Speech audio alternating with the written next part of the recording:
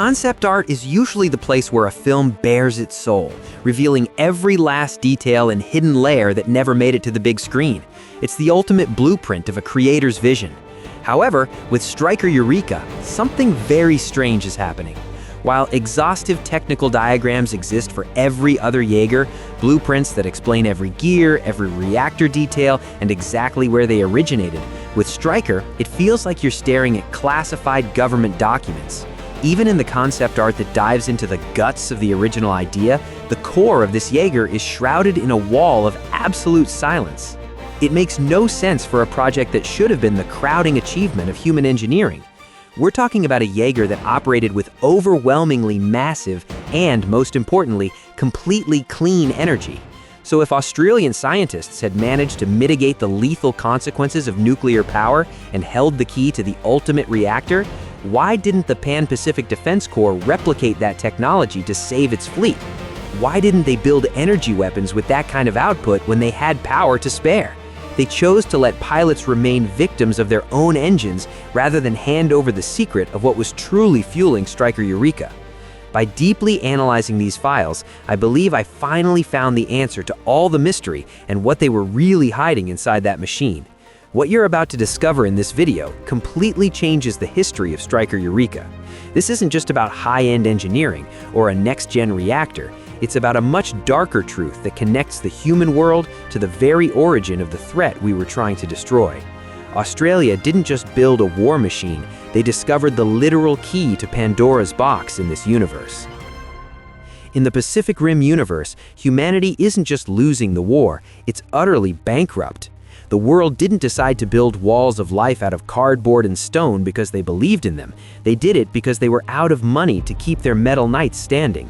The Jaeger program was a bottomless pit, swallowing trillions of dollars, from the maintenance of nuclear reactors to a defense ecosystem in constant technological flux and the incalculable human cost of pilots dying from the radiation of their own engines.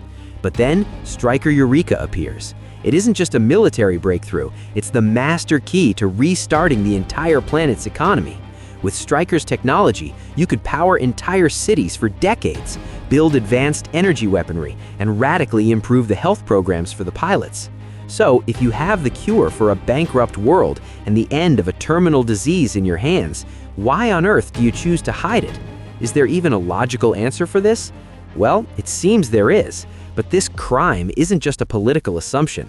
The trail of this forced silence was left imprinted in the very archives the production tried to hide.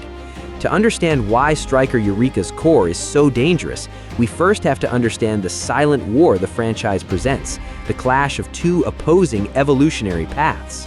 On one side, there is the mechanical evolution of human beings. Our essence has always been to create external tools to improve our reality. If we want to cross the sea, we build ships. If we want to conquer the sky, we build planes. And to face monsters, we design Jaegers.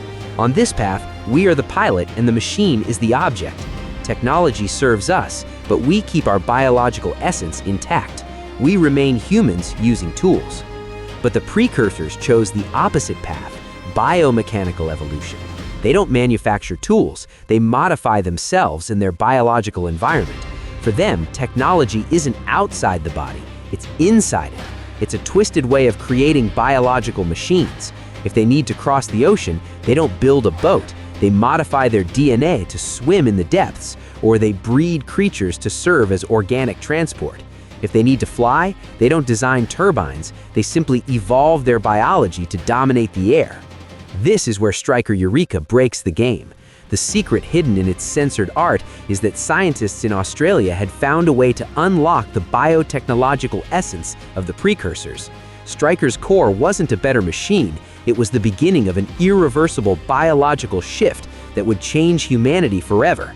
It was the technology that would allow us to stop manufacturing Jaegers and start begetting them, watching them born, fusing our consciousness with living matter in a way that would win the war, but would force us to sacrifice our souls and our human essence to become the architects of biological abomination.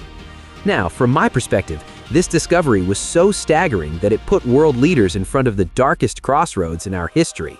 The question that echoed through the halls of power was quite simply monstrous. Do we exploit precursor technology to survive, even if that path turns us into the very monsters trying to destroy us? Or do we fight with what we have, risking extinction as human beings?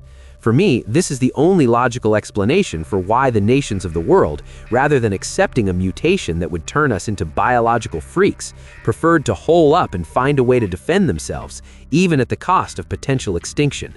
The strategy of divide and conquer came into play.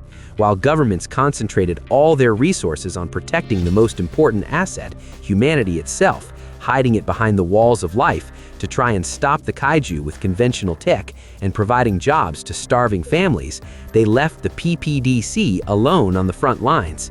It's as if they decided that if we were going to fall, we would do so protecting our identity, letting the PPDC attempt the impossible while they looked for any other way out that didn't involve selling our souls to the biotechnology of the abyss.